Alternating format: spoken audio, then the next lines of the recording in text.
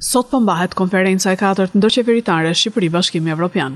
Kryeministri Edi Rama me delegacionin shqiptar do të drejtojë bisedimet për Shqipërinë, që do të çelë grup kapitullin e 2 të negociatave me Bashkimin Evropian, tregu i brendshëm. Kryeministri Edi Rama u prit nga presidenti i Këshillit Evropian Antonio Costa në Bruksel para se të udhëtojë në Luksemburg për konferencën. Rama, i shoqëruar nga Costa, dha një prononcim të shkurtër për mediat.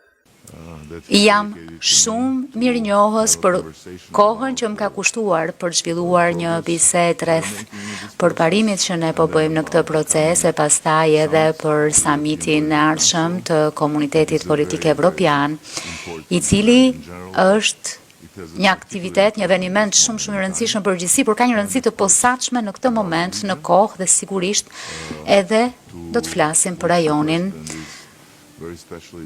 ndaj të cilit presidenti është veçanërisht i përkushtuar.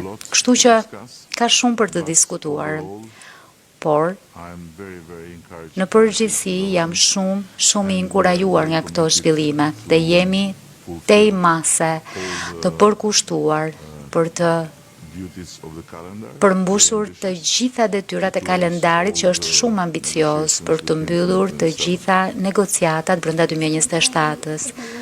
Kryeministri Rama do të mbajë fjalën hapse në konferencë në emër të Shqipërisë, ndërsa në emër të Bashkimit Evropian deklarata do të mbahet nga Radoslav Sikorski.